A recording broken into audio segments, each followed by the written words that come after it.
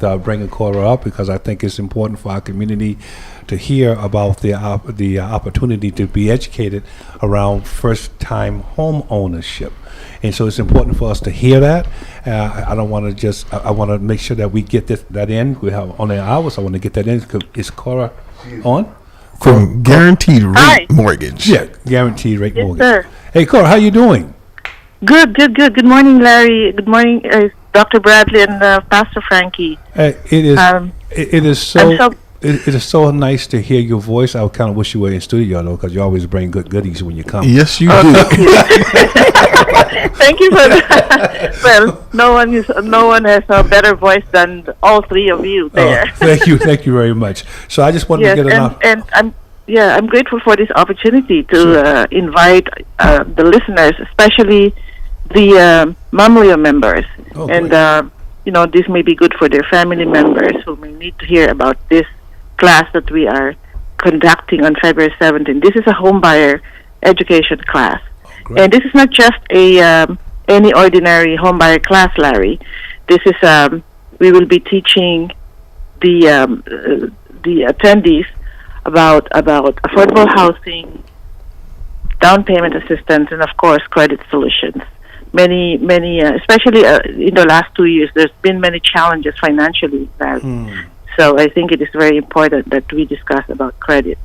Yeah, I do too. I was actually, it's really ironic that, and this is Dr. Bradley speaking, it's ironic we talk about this because I was sitting in my office the other day with one of my friends, and they were talking about the interest rates and how the economy is doing, but people are not really hearing it, are not feeling it at their level.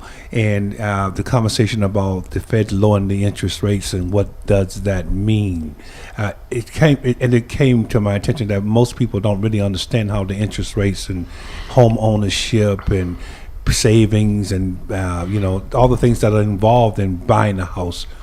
They don't understand those things, so it's interesting to educate them. So I'm really happy to hear that you're putting something on. So where is this located, Cora? Yeah, this will be at the Boston Public Library in Mattapan at the 1350 Blue Hill Ave.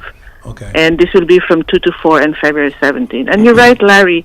It's not just about. It's more important to understand the process because excuse me, along with the interest rates challenges and cost of housing, it's also the the closing costs, other things that are associated with it that people don't realize, right? Yes. So along with that is the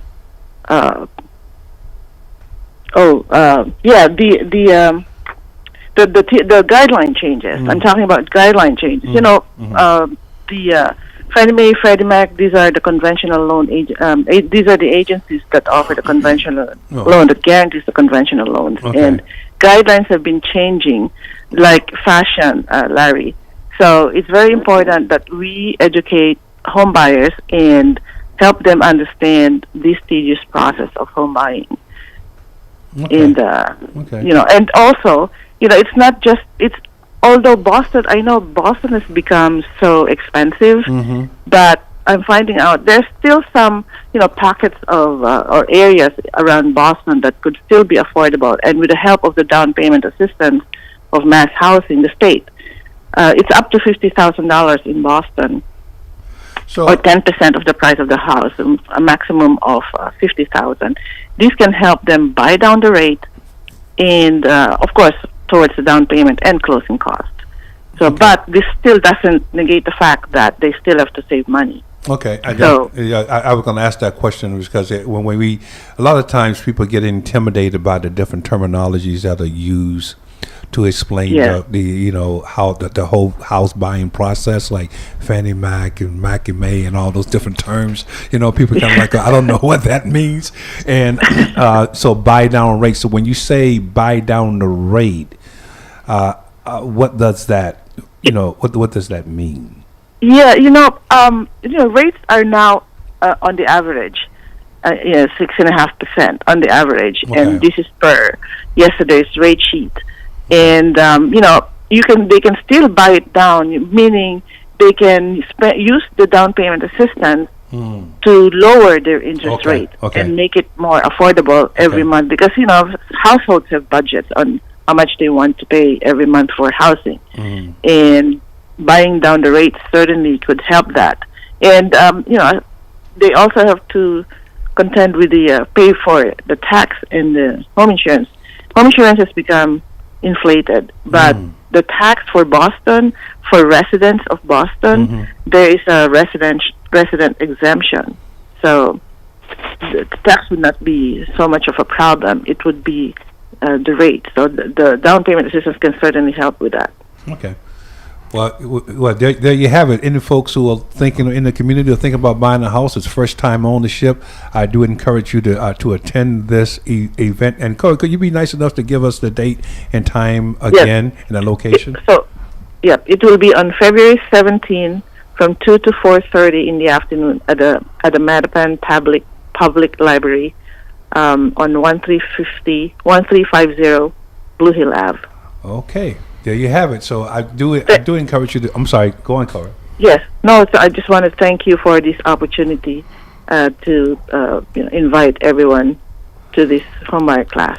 Oh, thank you very much. And Cora, on a personal note, I passed that information on to a good friend of mine. I told her to give you a call about first-time home ownership. I think she's going to be attending that particular event as well. Oh.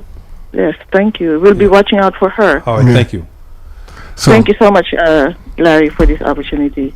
And that's okay. Have a great day. That's okay. I can be Larry for a moment. I'm good. I'm sorry, Dr. Bradley. That's okay. I'm good. No, that's okay. Just continue to bring the goodies when you come. I can be. Yes, Larry. I know. I wanted to come today, but will we see you at the MAMLEO meeting later on today then? Yes, sir. I will be there. So I remember you saying, marry the house, date the rate? I like that. Marry the house and date the rate. Huh? Yeah, because the rate can change. You can always reapply for a new mortgage, you were saying. But you got to marry. Yes, but you got to be happy with the house that you're going to get. Because you marry the house because it's 30 years, 10-year commitment. But the rate, you can always date the rate. Commitment. Oh, man. Yes, absolutely. I love that. Well, I have married my house, and I'm going to be remarrying my wife. I recommitted my vows on February the 14th in Vegas. Wow. Yes. Oh, nice. On Valentine's Day, too. Yeah, so we got married 20 years ago, so we're going to recommit. Nice. But I have often divorced the rate. Now, that was going to be my next question before we leave, because the rate is coming down. Does this in this particular event you're teaching? Do you talk about when it's appropriate to refinance and what numbers you're looking at? Well, we will touch briefly on that, because economics is not employment is positive news brings the rate up. Unfortunately, negative news brings the rate down. And these days, employment rate has gone up, so there's a lot more people, and that's good news, right? More people are employed now, and inflation is certainly not coming down, unfortunately. So we're still, it could remain flat at this rate, but the Fed is not going to bring down the prime rate, not anytime soon. Okay. Not anytime soon. Yes. So, but we'll keep watching. But for this quarter. No, the impending, the planned reduction of rate is not coming to fruition, at least until March. But who knows what happens the following? It's very busy during the summer, so we'll see.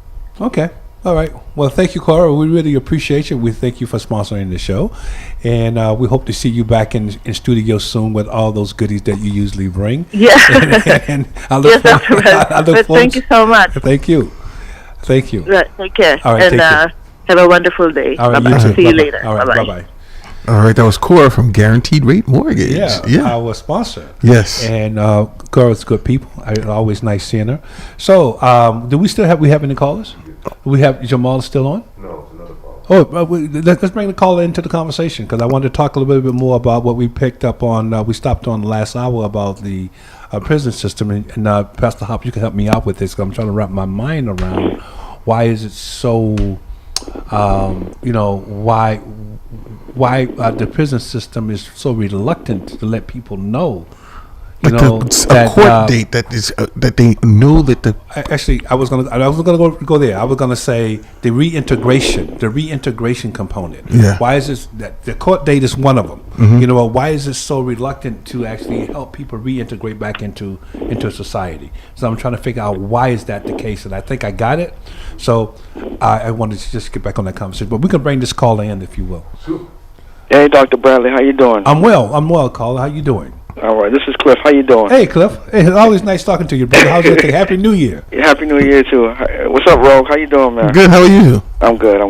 Good to hear from you. Y'all was talking about the, what you said, the prison system? Mm-hmm. Yes. Okay, I had a brother that was incarcerated 10 years, but he got deported back to Honduras. Why is it nobody talking about when you do a crime in this country and you get deported, why is it that the first thing they do is they send you on that long plane to wherever your homeland is, and then they don't tell you nothing? I've been trying to fight while he was incarcerated. Mm-hmm. I was trying to fight for him not to go back to Honduras because of the conditions there, and I had no success. Mm-hmm. And I've been trying for years to be an advocate for people who are not from this country, who do their time, but then don't want to get deported to their country because in case their country is like messed up or whatever. How come is it that they can't re-enter society and say, okay, I did my time, I want to stay here as a citizen. What can I do to make my life better? Well, brother, and this is Dr. Bradley speaking based on what I know. People that are coming in from other parts of the world other than Europe are not valued by the establishment. That's how I see it. Now, this is me speaking here. That's how I see it. Okay. Because I believe, again, I'm make sure I reemphasize this is me, that if that individual was coming from England, and did his time, he or she would have been reintegrated back into the community with no problem, because the establishment feels like, we value that particular individual. That goes right back to the point around not having racism. But I don't even think the person would have been convicted. Well, I mean, that may not have been the situation. But yes. what I'm saying is that there lies an example of systemic racism embedded into our system as relates to incarceration. Yeah. Because if you have done your time, no, exactly, and I know plenty of people that are in Haiti that did their time, and then as soon as they did their time, they put them on a plane. They're like, "Listen, I served my time. Like, I should be back integrated into society. I would like to see. I have my family here. I have my kids here, and they still put them on a plane." I would like to see the statistics of people who did their time who are European origin. Yeah. All right, and then they did their time. They got out. How many of them got sent back to Europe? Sent back to Europe. Yeah. Exactly. I guarantee you that the statistic would be 0. I'm telling you, it would be unless they've committed some heinous crime where it's like, no, we have to be sent back.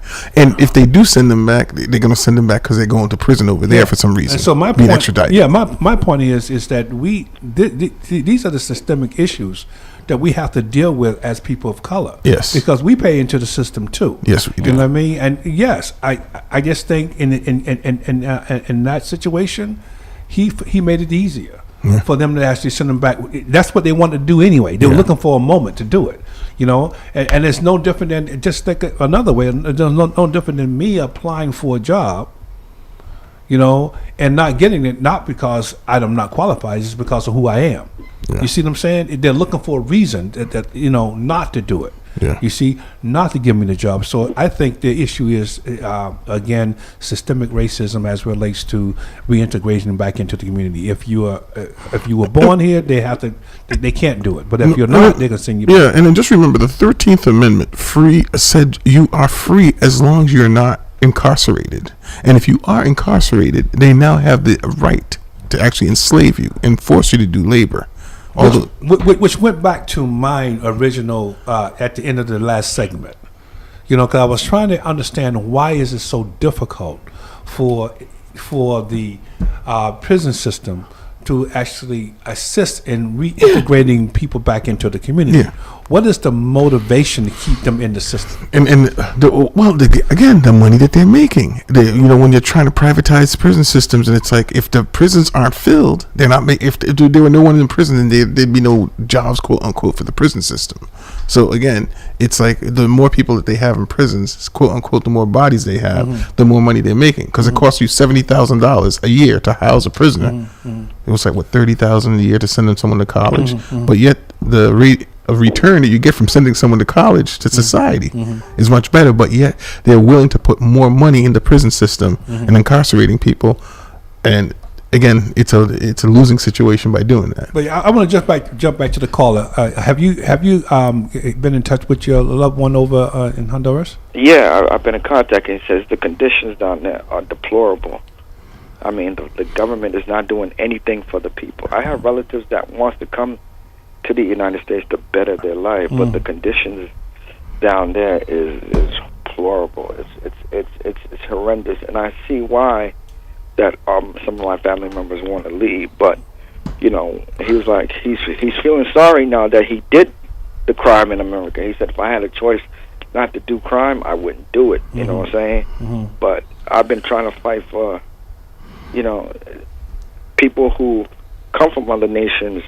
Like you said, Dr. Bradley, if they were European, they wouldn't have no problem. But if, like, they're black and brown, it's a problem.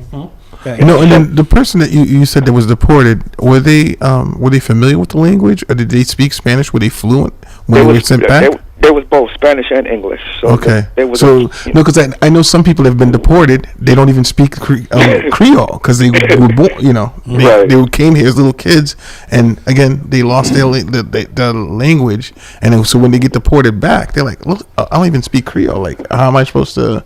Right, how you supposed to fit in? Yeah. And so I'm just going to get a feel for this individual who's in Honduras. So at any point does this a denial to get back to America, does it expire at any point? I mean, is he barred from coming back for life? Yeah, he's barred. He can't step foot in the country. Once he spent 10 years in a maximum federal penitentiary in Indiana. So when his time was up, they sent him on a plane. They sent him with his clothes that he came in with, sent him on a plane, and Air Con, and said, "See ya, bye-bye." That's it. And he can't come back, and it's like... No, he can't come back legally, because I know people that have been kicked out, and they've come back 2 or 3 times. Well, I think that, again, I'm sorry to hear that, because I know that's not the same thing across the board for everyone. Yeah. You know what I mean? And that just, goes back to show, it goes to show this systemic racism that we're dealing with in this nation. But he has to take ownership of the fact that he committed the crime. Right. And I just think, having been barred from the country for life, and he has to go back to a place like Honduras that's not doing very well. Right. That in itself is a prison. Yeah. If you think about it. Right. So I don't know much to say. I don't know what to say other than the fact that I think that it's not fair across the board. No, and like I said, we should be talking about that. And although he did admit that he did do the crime and everything, but if he had proper defense, I'm pretty sure, again, if the complexion would have given him the right complexion, would have given him the right connection, where he probably wouldn't have served as much time, and it would have probably been considered misdemeanor. Because it's funny how, like, when someone is shot dead, you have so many degrees, like 1st degree murder, 2nd degree, 3rd manslaughter, involuntary, and then if you're so again, depending on the situation or how it's interpreted by the people, the powers that be, like that probably wouldn't have been a crime for the like I said, if you had the right complexion. Yeah. Right. So thank you for the call, brother. I appreciate it. Nice hearing from you. Nice hearing from you all too. And I was gonna call in earlier about the migrant situation. Because it's effect. It's like it cuts. It's like touched my heart because it's closer to my home. And I was like, okay, we sometimes as people protest for the wrong things, but not for the right things, if you know what I'm saying. No, we were talking about that earlier. So I think that we need to, as people, we need to protest for the right things. I mean, I'm not mad at that they're here.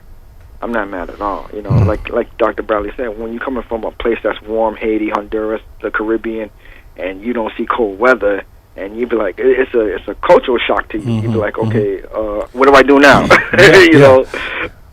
Yeah, I mean, it's something that you have heard about. I mean, I'm just thinking about the fact that when we came up from Augusta, Georgia, back in the 1960s. I heard about snow.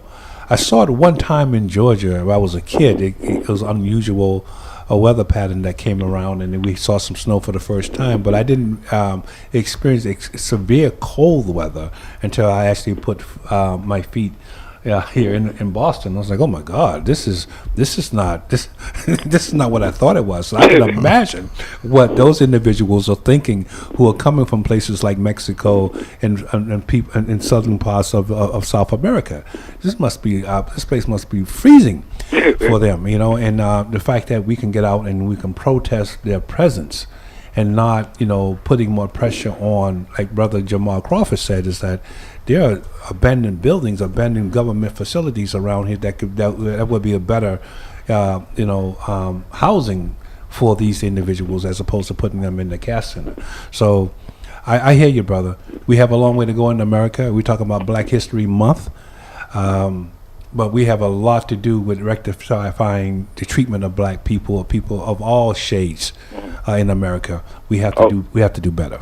Speaking of Black History Month, I had a conversation with one of my good friends. She was like, Black History Month. Well, what about the contributions that Afro-Latinos made in Black history? You don't hear that part. And I'm like, good question. Good question. I'm like, I got to research that. Yeah, I agree. But I have heard politicians at the federal level make statements that black people, regardless of as Latino blacks or African American blacks, and I don't advocate dividing those silos. I think we're all, because I think when we do that, it's easier for us to be, to be controlled when we're actually dividing ourselves. But we all have made contributions that are just not acknowledged in this nation. And we have to make sure that, number one, we know our history, understand our history, and that we acknowledge those contributions. When people are trying to sell us one thing, we know enough about our history to say, no, that's not true. Like I mentioned to Larry that, the individual Osborne Dorsey, who was the inventor of the doorknob. I never knew that. I mean, this guy invented the doorknob. He was a young man who was a butcher, and he was, born into slavery. Actually, we're not quite sure. We got the information off his patent request, but he created the doorknob. Prior to that, they were opening the doors with wooden handles and leather slashers. This guy was the individual who was like, no, as you drill a hole here and put in this knob, you can secure the door. You see? But you never know that because they changed the narrative. So if we know our history, we can say, no, that's not true.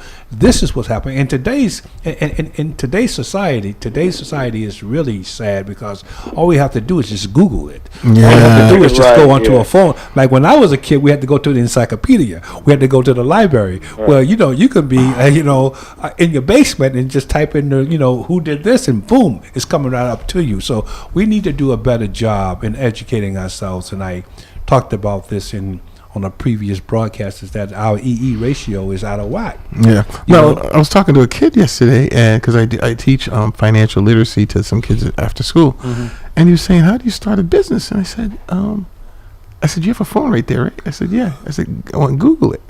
And he was like, oh. I said, yeah, you have resources. I'm here to help, but you can definitely get more. And then so it popped up with a couple of things, and I said the SBA would be the one I would go first. Yeah, because it's going to be free and it's government sponsored, and then you can definitely get help with. But in the age of AI, you can just ask Chat GPT, and it'll tell you, this is what you have to lay down. This is what you have to do. So I say all that to say that it's not difficult, but you know what? If you don't want it, then I don't care how easy it's delivered to you. You're just not going to accept it. You have to want it. You definitely have to want it. You have to have the persistence. So if you ask the question, if you're not getting the answer, to be able to continue doing the research to finally get the answer, not the answer that you're looking for, but to get the answers that are out there. Yeah. So yeah, but I hear you, brother. But listen, thank you for this call, man. I appreciate you. You're welcome, Dr. Bradley. I'll be tuning in next week. All right. Thank you very much. All right. Take care. You too. All right. You're listening to the Roundtable. I'm Dr. Bradley here with my friend Rose. Larry Ellison had to break away, take care of some personal matters. So if you want to give us a call, 617-282-0685 or 617-282-7794 or 617-265-2679. We're just sitting here having a discussion at the Roundtable. Join us. But I wanted to go back to the prison, Rose, because I asked a question. Okay. From I think it was Dicta who was on the phone, one of the other brothers that was in prison, who can give me an understanding as to why. I want to go back to this. It was so hard to break out of that cycle. So it appears that they're setting you up for failure. And so, and I always asked the question, why are they setting you up for failure? And then, so when the sheriff was there on Wednesday, okay, all the suggestions that he had received from people, he said, yes.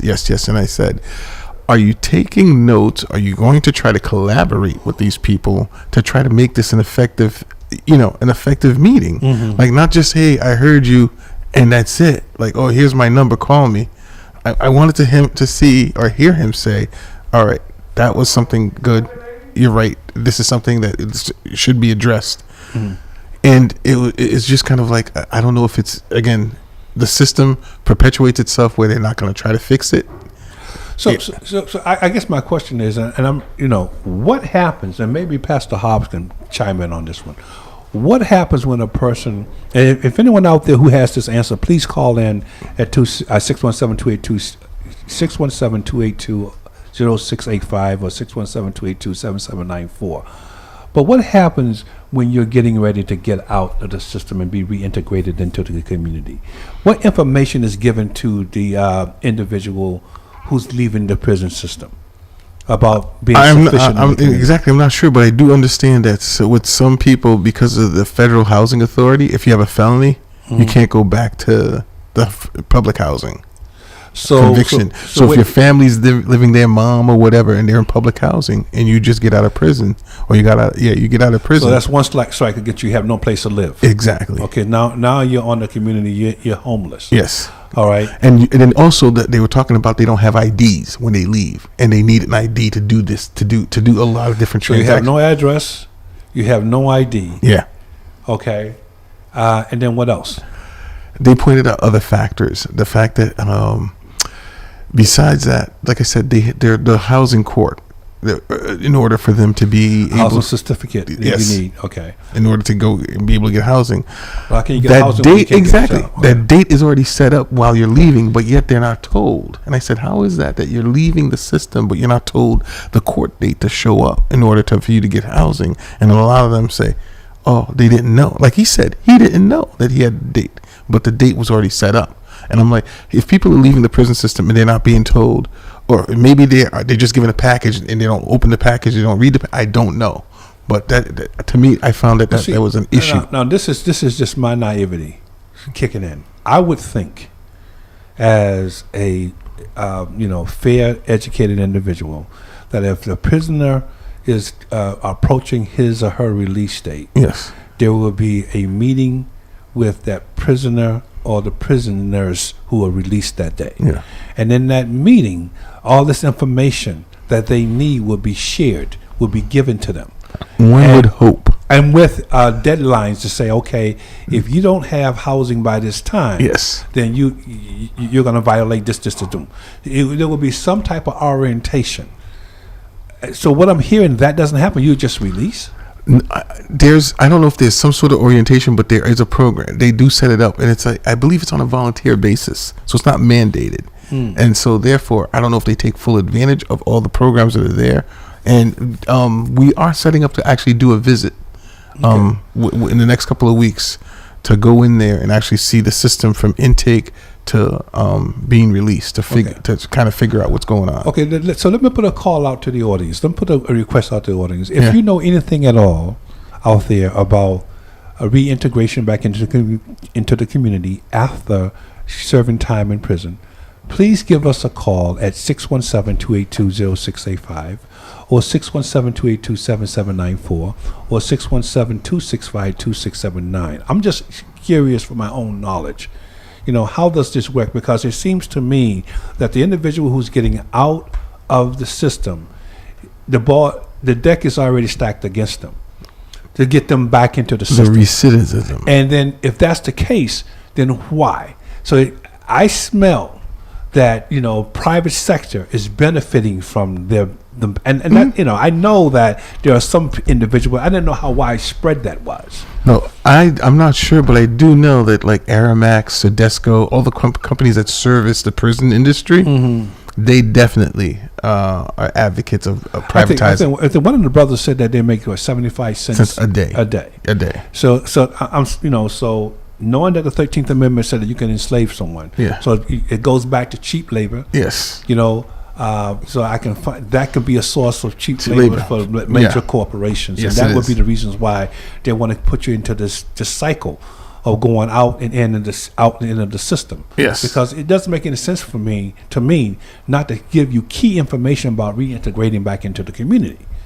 And the community benefits as well. Yes. Because one of the things that frustrated me as a police officer is that I never knew when people were coming back into my sector who was actually in prison. I wouldn't know it. In fact, none of the officers knew it. And so unless you just happen to drive around and you say, oh, this kid was locked up a year ago. I know this kid. You know what I mean? And when did you get out? And I'm saying to myself, that is counterproductive. You know what I mean? It's defeating the purpose. Yeah. If I would have known, then perhaps I could help. Facilitate something in order to get the. I would at least have my antenna up that this, maybe this individual was coming out with the deck stacked against him. He may want to commit more crime to get back into the system, and then now, you got this victimizing of the community so you can get back home type of situations. I think it's not the wise way to do. Brother Eric and I actually testified at a hearing before the Elections Committee, and it was myself, Minister Tanner, and Brother Eric Kennedy. And he testified that if it wasn't for Healing Our Land that helped him to be able to get an ID, tuning into this broadcast, because they tuned into the broadcast and learned, that he could actually vote, and while he was incarcerated. Right, and so he learned that via the broadcast, was able to exercise his right to vote and have others to vote. But beyond that, even upon coming out of incarceration, you get a copy paper of your prison ID, not a mass ID. So if that's what you're coming out of prison with, and there's no reason, so this piece of legislation is to change that, so that when you come out of incarceral settings, you have a mass ID in the state of Massachusetts. So you have a mass ID, so that sets you up for success, because that's your identity. Is who you are as a citizen, not a person who's incarcerated. Yeah, but it seems like to me that that the individuals are set up for failure. Correct. Because you're walking in with a mass prison ID. If I'm an employer, correct, I'm saying, whoa, right. you, right. I can't hire you. Exactly. You know what I mean? So it's already a strike against them. And then at the same time, I'm putting on them, you got to have a job. Yes. You got to get a job. If you don't get a job, you're back in here, especially if you're on probation. You see what I'm saying? Correct. And so, we're setting these, and I'm saying to myself, why? Why we have a situation where we're not it's a setup facilitating from the the individual for getting back, we may have been reincorporated or reintegrated back into the community, that we give him a fair and honest shot at success. And then the funny thing is, even if they do get job training within the system, they won't be, once they get out in the real world, they're not, the certificate or whatever the certification that they have, most employers won't accept. Like, even if they hey, I studied plumbing or whatever they studied, the certification. So the education is a waste of time. So whoa. Isn't that crazy? Hold up. So let me process this. Yes. So you're saying to me, if I'm in prison, yes, and I choose to get an education, vocational education, vocational education, nevertheless, yes, all right, and I want to learn how to do plumbing, yes, and I got someone who is a certified instructor, yes, who's teaching me how to do plumbing, yes, then when I get the certificate is not recognized. No. When you get out of the system, when you get out in the real world, they won't recognize it. Oh my God! It sounds like we have a caller. Well, we can bring the call in on this because I'm getting frustrated. You know what I mean? We can bring the call in. Caller, welcome to the roundtable, caller. Hello. Hi. Hi. How are you? Hi, Danny Santana, Director of ITY again. Hey, how you doing, Danny? Hey, Danny, please, thank you, brother. Thank you for calling back because I have questions here, and I think I put a question out to the community. What happens when one is leaving the prison system and being reintegrated back into the community? What happens in the prison system? So, ideally, originally, you would just be released into the community without no support or anything like that. But with a lot of prison reformation going on, and Sheriff Steve Tompkins, leading the fight on that, despite of a lot of issues he does have inside South Bay, he has done a lot for our people that I don't think he gets enough recognition for. So there's a reentry panel that we're introduced to 60 days, 30 days prior to us leaving, right? Mm-hmm. So we get introduced to a bunch of reentry services. Now, what's happened in the past is that these panels were formed, and there were services that were being offered and promised to inmates leaving, and when we came home, those services did not exist. What? Primarily with housing and certain employment opportunities. Now, I was used as one of 3 individuals that was used as a poster child back in 2002, 2003, when the concept reentry was created out of Suffolk House of Correction under the leadership of True C.L.I. The concept reentry was created in Massachusetts and it spread to the rest of the other states. So from the beginning to now, there's been a huge transformation of the people that are involved with the reentry panels and those that offer services. In the beginning, a lot of money was invested into community partners that pretty much just took the money and didn't really offer services to inmates. Now they have in place that if they know that you're coming home 60 days, 90 days before you're coming home and you don't have an ID, they try to help you to get your ID, but it's up to the individual to put in for that. So if the individual that's incarcerated doesn't put in, like, listen, I'm coming home in 30 days, 60 days, I don't have an ID, I need you guys to help me with it, then when you come home, you don't have an ID because you didn't put in for it. So they've gotten pretty good with trying to help guys that are coming home 30, 60, 90 days prior to make sure that they got their IDs, their birth certificates, and have employment opportunities. The only thing that they haven't been able to provide is assistance with housing at all. Okay. That's what I'm in talks with South Bay right now. We're trying to bridge that gap. Okay. We're trying to create a system where guys that are coming home and being part of our reentry program, where we're going to be offering employment, we're also going to be offering housing to individuals that are coming home. So what does that mean? For example, I just signed a huge contract with the seafood industry. Right now, at my disposal, I have 18 units to place 18 returning citizens that are coming home out of South Bay into the seafood industry. They're going to get trained, they're going to get placed, they're going to get certified, and they will be able to offer them housing for 2 years while they're going through the training. It's going to be an 18-month training with the seafood industry. And once they're done with that training, it's a co-op. They're going to have the option to buy into the seafood restaurant that's being open with the CDC of Norwell and Solutions at Work in conjunction with ITY Inspiring Today's Youth. Okay. Rose, you want to say No. Well, again, like, as he pointed out, the fact that, again, there's a disconnect. Like, if the individual doesn't reach out to get all the services that are offered to them, that they're going to miss, But I'm glad that you're giving Sheriff props. Give yourself props for what you're doing as well, as far as the program to help these people re-enter into society. Yeah. But the like you said, this has been going on for years, and it's like now finally the system's being tweaked. And again, it helps when people vote, because the people that look like us are actually listening and trying to address the issue.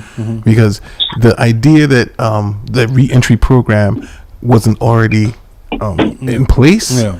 Like, like you know, you got, if you go, you set up a school, you know you're gonna have to graduate the student. Like if you got the, I'm not saying that they you know, not all of them are gonna get out, but if you know that some of them are getting out, set it up so that the system is that you have something in place where it goes 1, 2, 3, or it's a step by, it's a process that you can repeat, and you know what to do or how it goes, or to keep it moving forward. Yeah, I mean, but Correct. So when I came home, a lot of promises were made to me by a lot of reentry panels on a number of incarcerations that I had, and I wrote an article about it because they really didn't help me. You know, I've always been a person that's been able to advocate for myself. Unlike a lot of people coming home who don't have the ability nor the skill to advocate for themselves. But I've always been able to advocate for myself. And even with doing that, I was homeless for 14 years on the waiting list.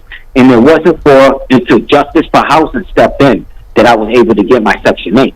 You know, a lot of promises are made to us on the inside that are not followed through, and that talking real, they false. They don't even exist.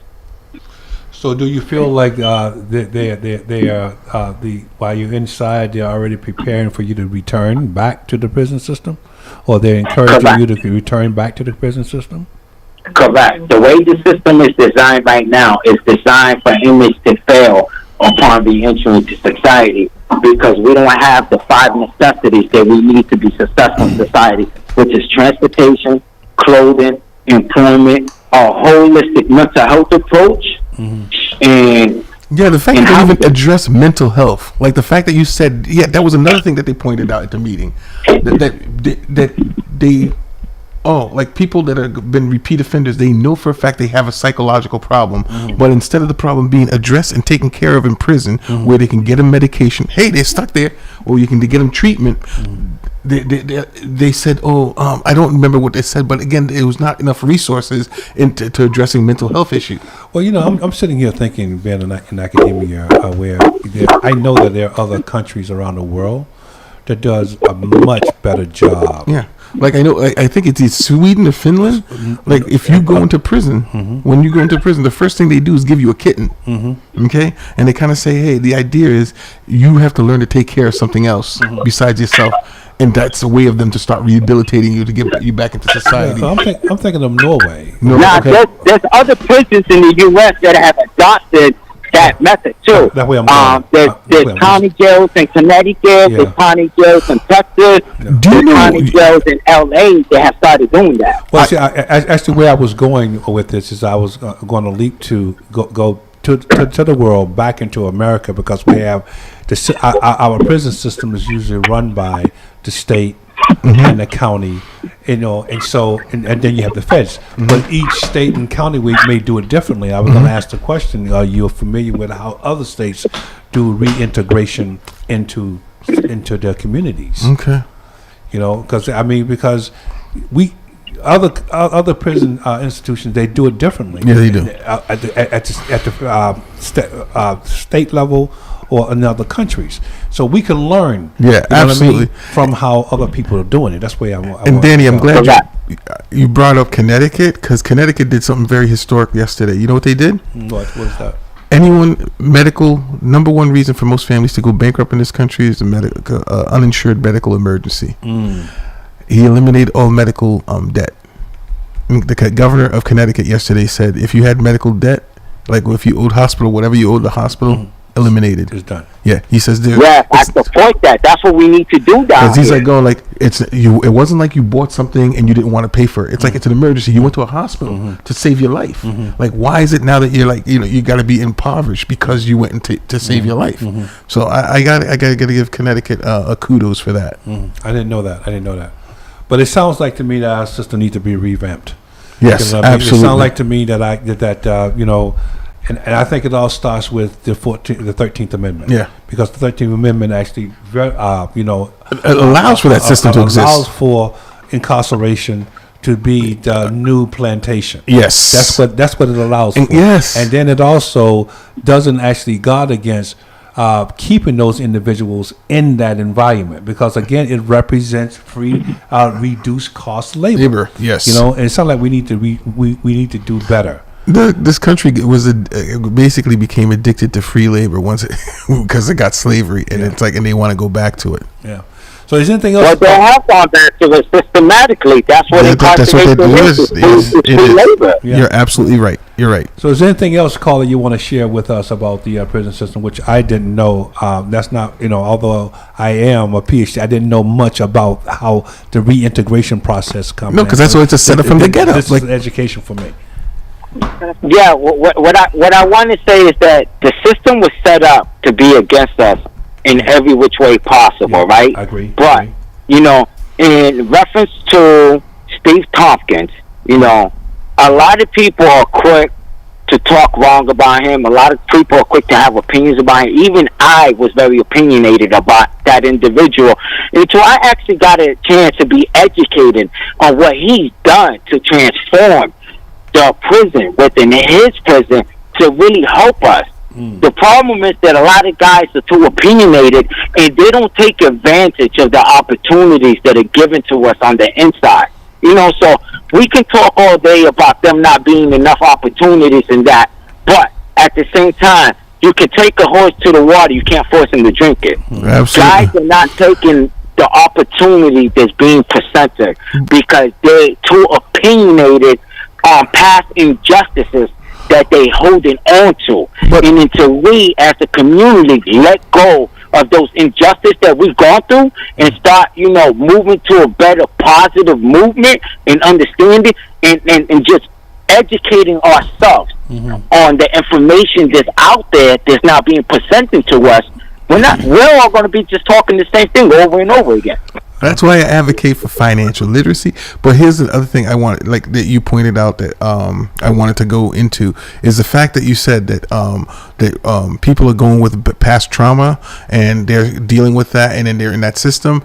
But it's also one of the things that I noticed, and then Chris Rock said it. He says a person getting out of prison gets more respect on the street than a Dr. Bradley with a PhD would.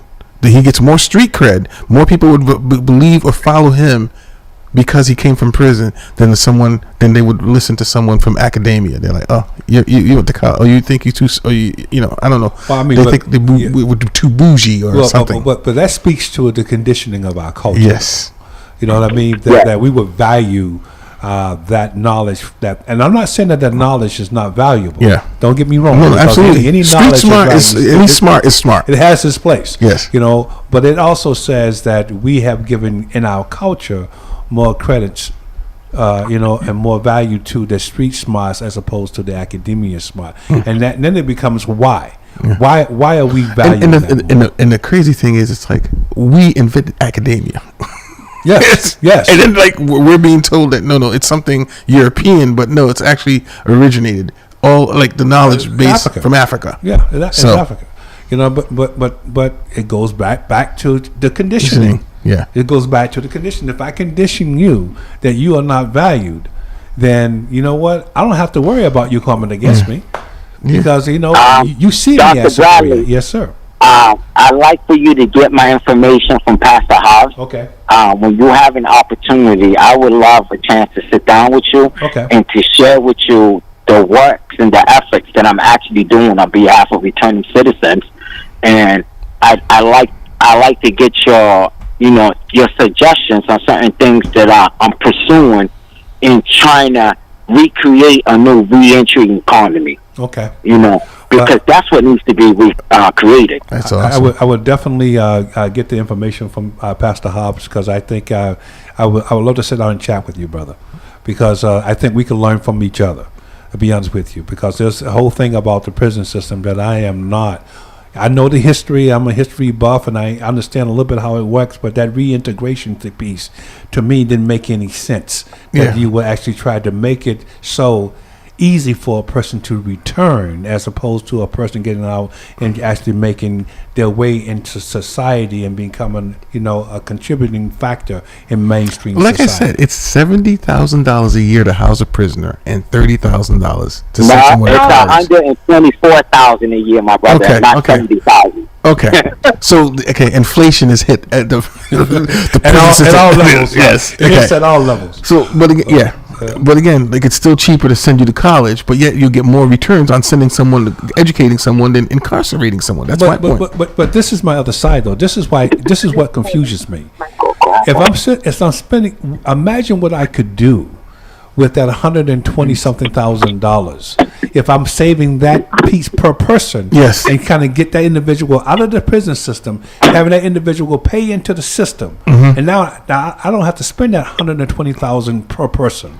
That money can go into housing. Yeah. It can go into other policy, other organizations to better benefit Correct. society and improve the quality of life for all of us. Yeah. So why am I spending so much money for the prison system when I can actually take that money and put it someplace Like, else? fix the T so the T actually works. Correct. I mean, that's, You know? but I created a pilot program where I'm looking to personally mentor 15 returning citizens referred to me by the superior courts, where I'm going to pay them $500 a week, a $2,000 stipend, just to learn from me Monday through Friday, 5 hours a day. Now, they have to put away $500 every month so that when they graduate 6 months with me, the second phase of first-time home buyers program, to teach these individuals how to become first-time homeowners and own properly. To teach these individuals, don't waste money on paying the rent when you can own a house and your mortgage will be a lot cheaper than the market rent that's being paid out in society today. Yeah. teach them the whole concept around generational wealth. And in fact, it's ironic you talk about first time home buyer. We just had our sponsors, Guaranteed Cora from Guaranteed Rate Mortgage, who's doing a first time home buyers session on February 17th at the Mattapan Library from 2:30 to 4 or 2 to 4:30. 2 to 4. So definitely, if you want to stop by and get some information so that way you can share it with the people, it'd be again on the 17th at the Mattapan Branch Library. Yeah, that would be that I would recommend doing that because definitely, Corey's very good at it. This pilot program isn't funded yet. I'm trying to get the information out there to enough people to get interest from those that are investors to invest in this. It costs $124,000 to house one inmate. Yeah. So the state is paying $1.9 million to house 15 inmates, when all we need is $600,000 of that $1 million to mentor and guide 15 returning citizens to ensure that they are not returning, that they're not part of the recidivism and continued statistics of guys returning back into incarceration because they wasn't properly prepared to return to society. What makes my program different is that I'm taking these returning citizens and I'm turning them into real citizens. Now, people ask me, what does that mean? What that means is that 9 out of 10 have never registered to vote in their life. 9 out of 10 have never partook in their local democracy. 9 out of 10 don't even know the difference between the city council and the state house. Guys that are coming home from prison don't even know how to use a computer. They don't know how to send an email. They don't know how to receive an email. They don't know how to do slides. None of that. So there's things that guys need to be prepared to be prepared to go out into the work field, to go out into society, to be productive and be positive. And if they don't have their IDs, without an ID, you can't get a job. There's a lot of things that you can't do with an ID. Exactly. So what is a returning citizen to do to come home and he's got to wait 2-3 months just to get an ID? Hopefully, they don't have the understanding or the patience to wait. Most people that come home on probation, they tell them you got 45 days to get a job. You don't got a job in 45 days. That's means for them to violate you and to send you back on a technicality. So what are guys doing? They're resorting to what they know best. Yes, right. Committing crime, doing what they used to do. So what's happening? You have this cycle. Yeah. You have this cyclical effect. But I just want to make sure I put this out here. Again, the first time home buyers course that Cora is offering is going to be on Saturday, February the 17th, 2024, from 2 to 4:30. You were right, from 2 to 4:30. It's located at the Boston Public Library in Mattapan at 1350 Blue Hill Avenue. So again, it's February the 17th. But brother, you're absolutely correct. But I'm sitting here as you were speaking, and I'm saying to myself, if I cannot get a legitimate job, I'm going to revert back to what got me in prison anyway, because that's my comfort level.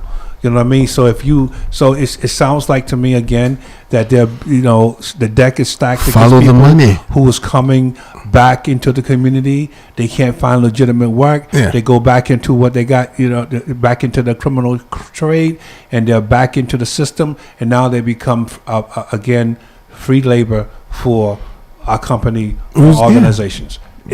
Follow the money. It's there. Yeah, it is there. It's systematic. It's very like clear. someone's benefiting from that, from the way the system is. So, brother, thank you very much for calling. We at the tail end of our broadcast for this, for today, and I want to just thank you for joining us. And we'll be back next week, same place, same time. Likewise, Dr. Gotti. I look forward to hearing from you.